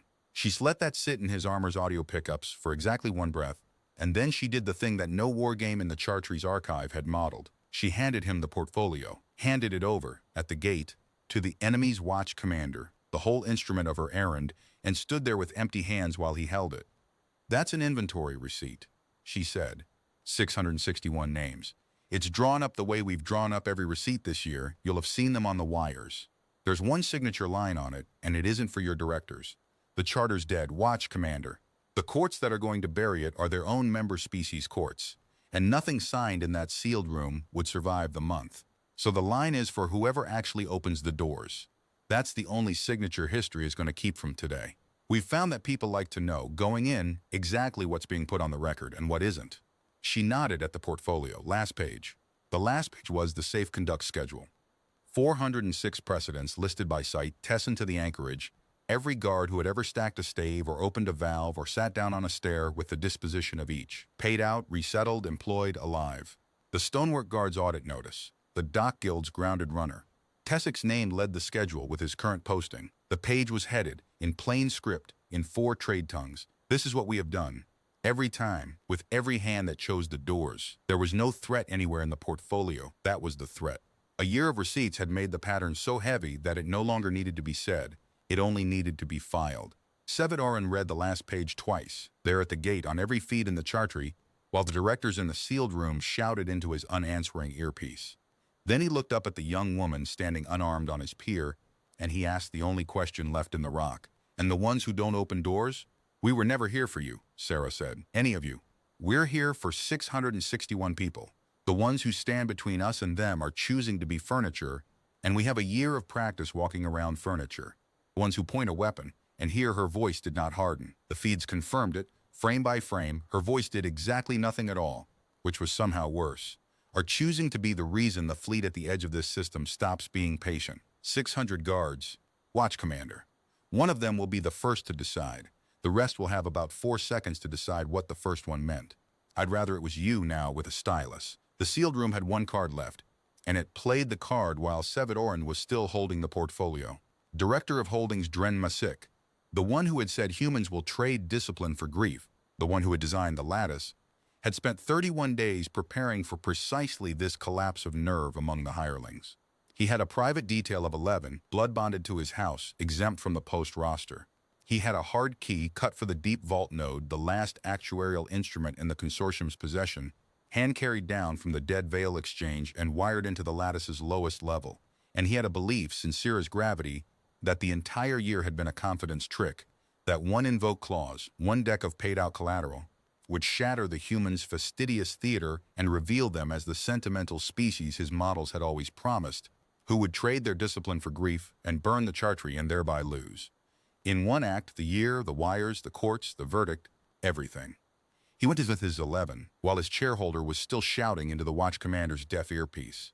Down the spine stairs, past the vault levels where 661 people heard armored feet and pressed back from the doors down to the node gallery, where his hard key fit and turned. The node accepted the key. The node opened its instruction queue. And the node, wired by chartry maintenance technicians into the lattice's environmental grid 11 days earlier, under a work order Dren Masik had signed himself without reading because directors do not read work orders, sent its amortization command into 400 meters of dead cable that the technicians had quietly never connected to anything, and reported, in the dry idiom of all actuarial machinery, executed, confirmation pending. The confirmation light Masik stood watching, the one that would never light, was at that moment the most honest instrument in the building. The maintenance foreman who had signed off the work order was named Burrell. She had a cousin on Sol. The wires had taught the whole galaxy what happened to overseers who opened valves and what happened to locals who threw the wheel into the sea, and Brell, like the dock guildmaster, like the stonework guard, like 406 names on a schedule, could read. 11 blood-bonded guards watched their director stand in front of a dark confirmation light, key still in the slot, shouting at machinery. Then the gallery's blast door opened behind them, not breached, opened, on its own motors, by command from the watch office, and Sevadorin's voice came down the stairwell on the all-call, in the flat cadence of a being who had finished reading the last page and made the only entry left to make. "All posts, the chartry watch. Stand down and stand away from the vault doors. Vault crews, open them. Open all of them. The consortium has no further instructions for you. There is a signature line, and I have signed it." And the chartry's own guards opened the last vaults of the Carthage consortium from the inside. Not all at once. History is never that tidy. It went level by level, post by post, the way the whole year had gone, one being deciding 4 seconds, the next deciding what the first one meant. On vault level 2, a senior keeper hesitated with his hand on the release, 11 seconds 12, while the corridor watched. Then he muttered, in Carthage trade tongue, the sentence the campaign had spent 12 months installing in him. They keep their word even when they don't have to, and pulled the release, and after that the levels went like dominoes of light, doors retracting down the spine of the rock. 661 people stepping out of the lattice that had been built from their bodies, into corridors lined with guards who stood against the walls with their hands visibly empty, having understood, with the perfect clarity of the self-interested, that the safest place in the galaxy that morning was on camera, beside an open door, with empty hands. Dren Masik's 11 sat down on the node gallery's floor in the safe conduct grammar and let their director shout. He was still shouting when 2 polite soldiers from Nairobi, Roan's section, had landed the moment the first vault cracked. The Meridel had never been alone in the sky, merely first, walked him up the spine stairs with his hands cuffed in front of him, in deference, the arrest report noted, to his rank. Sarah Cade stood on the state pier and watched her year come up out of the ground. They came up the spine in lift loads and stair files, into the umber daylight of the Chartreuse Great Gallery, where the medics and the water and the name tables waited, the machine of the operation turning through its stations one last time, intake without intake machinery, rows without painted lines. 661. The 52 of the older stock came up last and slowest, the way the longest held always did, and Sarah stood at the bottom of the last stair, with her face bare and her hands empty, saying the sentence, person by person as many times as it took, "You're on the list. We came to take you home." The last one up was a girl, 16, from the transport sunward Meridian Run. Intake row so fresh the ink of it was 4 months old, Noor Reyes, who had been the youngest aboard her ship, and who stopped on the final step, level with Sarah's eyes, and looked at the uniform and the empty hands and the pier and the white ship, with an expression Sarah knew from the inside. The expression of someone checking the arithmetic, refusing the kindness until the kindness shows its work. "Who paid?" Noor Reyes asked. The whole pier heard it. "For us. Who paid?" "Nobody," Sarah said. "Nobody paid. Nobody will ever pay again." "That's the whole point, Noor. You were never for sale, so there was nothing to buy. We just came and got you." The girl stood on the step a moment longer, doing the sum. Then she crossed it, the last doorway of the Carthage consortium, the last painted line in the galaxy with a human being behind it, and the operations log of Task Group Keyway, at 11:14 station time, entered the line item the whole year had been drafted toward, the one the yeoman aboard the Kestrel read aloud to the operations bay in a voice that did not entirely hold. Held 0. The directors were not stormed. The sealed room was never breached. That detail mattered, and Sarah had given the order twice to make sure it held. No human soldier was to put a hand on that door. The directors of the Carthage consortium sat beneath their charter wall, under 9 remaining seals, in a room with independent air and a century of provisions, and discovered over the course of one long afternoon that a sealed room only works if anyone outside it still needs what is inside. No one did. The vaults were empty. The guards had signed Oran's line, post by post, and were giving statements in the great gallery to whichever marshal's clerk reached them first. And there were many marshals, because the member species had arrived. That was the last machine Sarah had set running, weeks before, through the attaché who had ended the veil exchange in 50 minutes. Formal notice to every charter species with a seal on that wall that Earth would seek custody of no Carthage officer ever, that every director, every factor, every signatory was theirs, their nationals, their courts, their problem with Earth's complete evidentiary archive attached, certified, indexed, and public. It was the cruelest thing she did in the entire campaign, and there was not a drop of blood in it. She made their own civilization responsible for them. The Murrian Assize had already shown what that meant. The Swali magistrate, the pen overseer, sentenced by their own law in their own halls with the galaxy watching not Earth's vengeance but Murrian justice. And the Murrian reciprocity, given the choice between defending its complicity and prosecuting it, had chosen prosecution with the fervor of the freshly converted. Now 9 species marshals stood in the Chartreuse Great Gallery holding warrants for their own nationals, competing visibly, on the record, to be seen retrieving their own criminals, because the alternative was being seen sheltering them, and the year had repriced that beyond any treasury's reach. The sealed room opened from the inside at dusk station time. There was nothing else for it to do. Chairholder Vez Oman came out first, in the formal dress of his office, all 4 arms folded in the posture of patient commerce, and walked the length of the great gallery between the name tables, past the medics, past the water, past 661 people who did not have to step out of his way anymore. And, in the most replayed 40 meters of footage in the history of the wires, did not. They simply watched him. No one spat. No one shouted. The gallery did to Vez Oman what Earth had done to his consortium for a year. It declined to perform for him and let him walk through the consequences in silence, diminishing with every step, until the Echad marshal at the far end read the warrant in the flat voice of a clerk processing a foreclosure, which in every sense that mattered, she was. He was tried over 2 years in the Combine's own high commercial court. The venue itself a verdict, not a war crimes tribunal, a commercial court. Fraud in conversion and 11,000 counts of unlawful holding, the great slaver of the age prosecuted as a crooked banker, which was the precise size Earth had always insisted he was. The sentence, when it came, contained no gallows. It contained restitution, calculated at human rates with interest, assessed against his house, his line, and his name, and the striking of that name from every registry, exchange, and roll of honor in Combine space, the Echad's oldest penalty, the one their merchants feared beyond death, to have existed only as a cautionary entry in other people's books. Hesuth Vale, director of sureties, who had seen it coming the longest and had said so under oath, with her files intact and her testimony cold and exact, served her shorter sentence and then did the thing nobody had priced. She requested, and was granted, a license to practice as an auditor, and spent the rest of a long life as the galaxy's most relentless examiner of labor contracts, on the unanswerable theory that no one finds the bodies faster than the one who buried them. Asked once by a young Murrian clerk why, she gave the answer that ended up in the casebooks beside Vor's lintel and the Dock Guild masters we can read. Because I watched a species win the largest war of my lifetime without firing at the enemy's capital, she said. And I would like, before I die, to be on the side that thinks like that. The charter itself was dissolved 11 weeks after the vaults opened, at a session of the remaining member species convened, at Earth's pointed suggestion, in the Chartry's own great gallery at the foot of the charter wall. There was a procedure for it. There was a procedure for everything. The consortium had been, before all else, a thing of procedures. Each seal holder rose, recited the withdrawal formula, and scraped its seal from the wall with a ceremonial iron. 11 seals, the 2 already withdrawn reenacted for the record, the strokes going down the wall one by one like the strokes on a different wall, 11 years away. The Carthage seal came down last, removed by a combine bailiff, because a charter cannot unseal itself, and the wall stood blank for the first time in 190 years. Earth's delegation to that session was one person.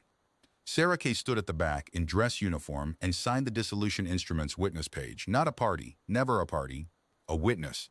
And the wires spent a day on the fact that the signature she left on the document that ended the Carthage consortium was smaller than the clerk's. And then the fleet at the edge of the system, the whole black patient weight of it, which had never fired one round, never crossed the orbit of the outermost moon, never spoken, turned, squadron by squadron, in full view of the Chartry's galleries, and went home. That was the part the galaxy could not stop turning over, in assemblies and academies and dockside bars for a generation. Not the raids, not the receipts, the leaving. Every power in known space had always understood arrival. Arrival was the grammar they all spoke. But a species that could put that over your sky, take back its people down to the last name, dissolve you with your own law, and then simply leave, wanting nothing you had, no tribute, no territory, no seat at your table, not even your death. That species had demonstrated something no fleet action could have said. It had shown the galaxy its restraint at scale, in public, and restraint at that scale is the only proof of power that cannot be faked. The Chartry itself, Earth asked for one thing about, and it was not the rock, it was the books. The registry cores, the broker's archives, the intake rolls of 190 years, every row, every price, every depreciation table. Earth asked that they be preserved, complete and unsealed, in the Chartry's emptied vaults, under the custody of the very exchange authority whose neutrality had broken the consortium's market, open in perpetuity to any being of any species who came looking for a name. They called it, in the founding instrument, the Vault of Names. The galaxy came to call it what the Freed called it. The Freed called it the Reading Room, because they came. For years they came, humans first, then others, because the Carthage books held more species than one. That discovery broke over the galaxy in the vault's first month. The rows upon rows of Sether and Murrian provincials and Varick debt children carried as minor entries in the same ledgers, and the remission machinery Earth had built ran for a decade more processing beings who had never seen Earth and never would. On the principle, Sarah wrote into the handover protocol in one line that the exchange authority's lawyers tried 4 times to soften and 4 times failed. The list does not check species, it checks doors.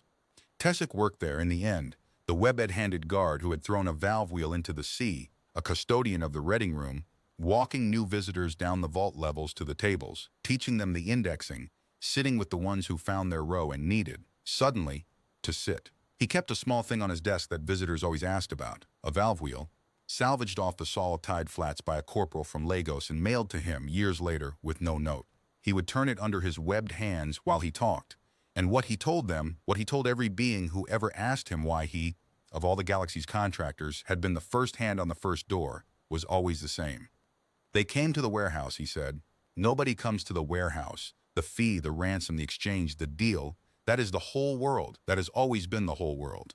And then one morning the world stood on my sluice deck with its face bare, and it wasn't an invoice. It was a young woman with a list of names. I looked at the list. He always turned the wheel once. Here, the old instinct of the hands. My name wasn't on it. And I understood that I could live with that, or I could do something about it.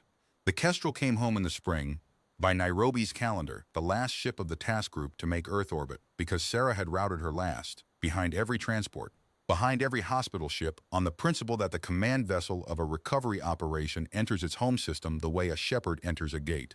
There was a final count by then, audited 3 times because Earth's own comptrollers had learned, from a year of watching, that the numbers were the monument, and the monument had to be load-bearing. 4,361 human beings had been carried on the books of the Carthage Consortium and its assigns on the day Meridian Run was taken. 2,914 from the convoy itself. 1,447 from the long years before, the older stock, the sediment, the ones whose names had gone unspoken so long that some of them, at the name tables, had needed a moment to answer to them. 4,360 came home through a doorway on their feet. 1 came home carried. Aurelio Vance, schoolteacher, was buried on a hillside outside Valparaiso on a day of hard, bright wind, and his casket was carried by his literacy class, all 11, who had crossed the galaxy with him in a freight hold, and crossed it back as the finest Documents Intelligence Section Task Group Keyway ever fielded. Breno Sane, the stevedore who had found the southern galleries of Korath deep in a salvage archive, spoke the eulogy, reading it from pages he had written himself, in handwriting he had not possessed 2 years earlier, and the sentence the wires carried around the planet was the plainest one in it. He held the door. "We have spent every day since learning to be worth the air." Keeway's own dead came home on the same transport, flag-draped, 4 of them.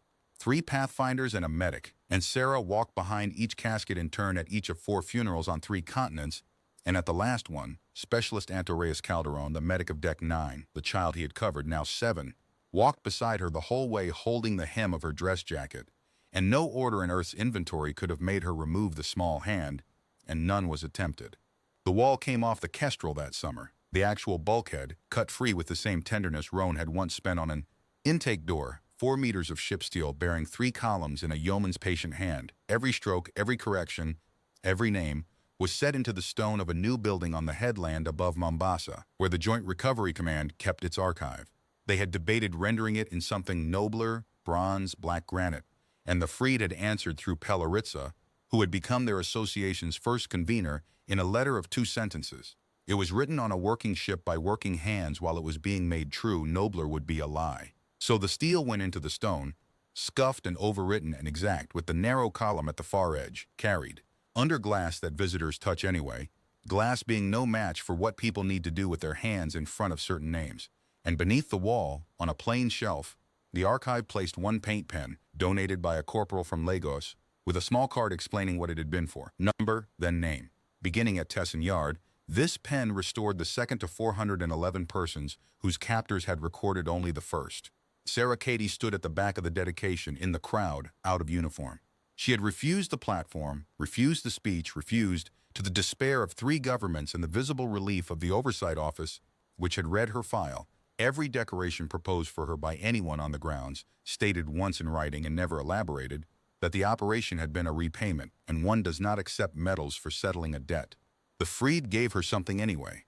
They had learned, from Dax, never from her, what the campaign's commander carried in her own history, and at the dedication Pellaritza simply walked back through the crowd to where Sarah stood, and handed her a flat parcel, and walked on without a word, sparing them both the unbearable courtesy of an audience. Inside was a page, not a certified copy, the original, secured from the broker's archives through channels the Freed Association declined to itemize. The intake page of a holding called Gray Shelf, 9 years old, the Rose Inn, faded Carthage trade script, row 880. Human, female est, 17, survey acquisition, Drift of Yates redeemed, paid. Someone, many someones. The inks were different. The hands were different. There were dozens of hands, had struck through the final entry and written, crowded into the margin in the script of people newly reunited with writing. Person after person after person, down the whole height of the page until there was no margin left, 1 repeated correction. Not paid, collected. And then a name and a name and a name. 400 of them. The page had gone around the transports on the way home, hand to hand, hold to hold, and her people. They had never once called themselves her people in her hearing, and called themselves nothing else out of it, had amended the ledger themselves. Roan found her on the headland an hour after the ceremony, sitting on the seawall with the page in both hands and her face perfectly still and entirely wet, and being Roan sat down beside her, said nothing for 10 minutes, and then said the only thing anyone ever needed to say about it. Filed correctly at last. Of the others, the record keeps what the record keeps. Captain Yusuf Hale took the Kestrel to her decommissioning and then retired to a house above a harbor in Crete, where he answered letters from school children of 9 species in longhand until the end of his life, every letter ending the same way. We did not go to punish, we went to count. Remember that the counting was enough. Dax Okonkwo declined a directorship, took a teaching chair, and built the discipline that every recovery service in the galaxy now learns under the name he refused to let them call Applied Vengeance. The catalog lists it as forensic personhood. Corporal Adeze Osi's shoulder healed to within a half-degree of true, which she proved annually at the range to anyone who asked and several who didn't. Saveteran served 11 years as chief warden of the Reading Room's vault levels. The member species had insisted on a Carthage system national for the post, and the Freed had insisted on him and trained his successor, who was Murian, who trained hers, who was human. Brel the foreman never accepted a transfer, a promotion, or an interview, and kept maintaining the Chartres air plant until the day she died, on the unimprovable reasoning that the building was full of readers now, and readers need air. And Noor Reyes, the girl on the last step, the one who had demanded to know who paid, finished school in Valparaiso, sat the examinations at 19, and walked into the Joint Recovery Command's intake office on the headland above Mombasa with her documents in a flat black folio and her jaw set for an argument, and got none because the intake officer had been briefed by history. She did her cadet rotation under instructors who had climbed the flooded galleries of Korath Deep. She qualified on breaching frames, which made her laugh, once privately, in a way her bunkmates did not ask about. And at 23 she stood her first watch in the standing service that Kiwi had become. Smaller now, quieter, a treaty instrument with 30 species signatures on its charter and a clause Earth had refused to negotiate away, the clause that was the whole document. The clause the drafters had taken verbatim from a handover protocol written years before. The list does not check species. It checks doors. The galaxy for its part learned, not virtue. Sarah had never once budgeted for virtue, but arithmetic, which lasts longer. In the decade after the Chartres wall went blank, 4 other combines that carried sentient collateral on their books dissolved themselves, preemptively, quietly remitting their inventories to neutral custodians with notarized statements, and in one celebrated case, a written apology addressed simply to the Reading Room. The insurance syndicates rewrote their standard contracts. Living collateral became uninsurable at any premium.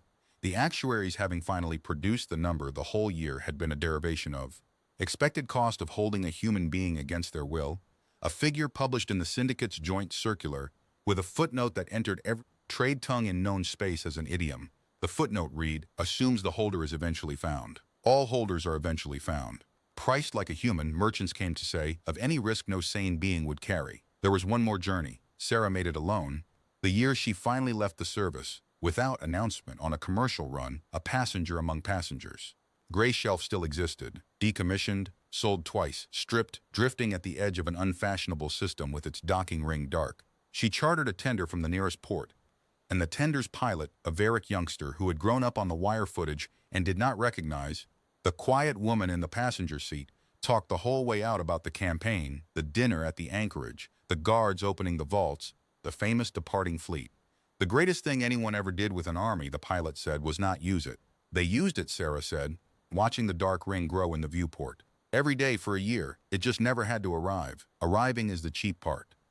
She walked the intake hall of Gray Shelf alone, by helmet light in vacuum, among the bolted frames where the sorting pens had stood. She found the wall where the roster had hung, the painted board long gone to a scrapper, the bolt holes still true.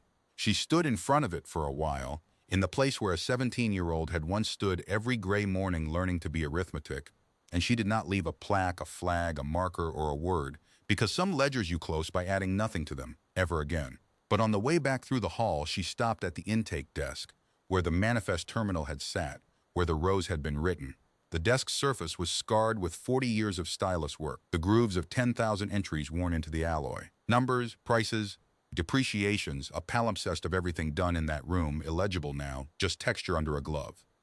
Sarah took the paint pen out of her thigh pocket. The second pen, the corporal from Lagos had bought 2, all those years ago, and had pressed the spare into her commander's hand on the flight home from the Chartres with the deathless military explanation that a backup, ma'am, is doctrine.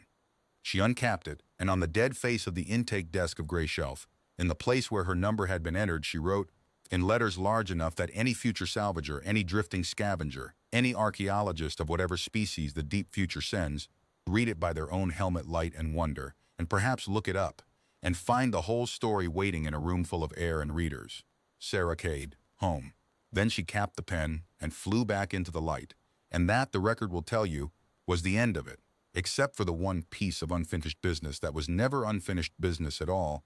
The question every academy in the galaxy still sets its first years. The question Noor Reyes was asked at her own examination at 19 by an examiner who had been told to press her and did. What would Earth have done if the vaults had burned? If the doors had stayed shut, if the guards had stood, if the directors had paid out their lattice deck by deck, what then, cadet? What was actually behind the restraint? The model answer in the examiner's folio ran to a page. The fleet, the tonnage, the unspoken second campaign, deterrence theory in 4 paragraphs. Noor Reyes, who had stood on the last step of the last vault, doing arithmetic while the galaxy held its breath, gave the answer that replaced the folios, the one that is the folio now, the one they cut, eventually, into the stone above the steel wall on the headland, under the 3 columns, under the names. You're asking what the restraint was hiding, sir. It wasn't hiding anything. It was the message. Earth was showing every holder in the galaxy for a year in public exactly how much force it had and exactly how little it needed. The vaults opened because the guards understood what we were not doing and understood we could keep not doing it forever, and understood no one who ever holds humans gets to say the same. That's the whole lesson, sir. Anyone can arrive with a fleet. We taught the galaxy to count the ships that never came, and to know while they counted that every one of them was real and crude and patient and already knew the way. The examiner passed her, and then the log notes sat alone in the examination room for some minutes after she had gone. Outside, over the headland, over the steel wall with its 3 columns, the evening traffic of a free port went up and down the sky. In the archive beneath, under glass, the list of holdings lay open at its final page for the visitors who file past it every day. 10 entries, 10 strokes in a commander's level hand. Nothing in the document explains itself. Nothing needs to. It is a short document, as the woman who kept it once said, and it is mostly margin. And in the margin of the last page, beneath the final stroke in different ink, added on the flight home and never amended, never expanded, never improved, stands the entire doctrine of Earth, 11 words long, the same 11 words the consortium once received between its default notices, completed at last by the only object the imperative had ever had. Earth does not buy its people back, we collect them. Collected.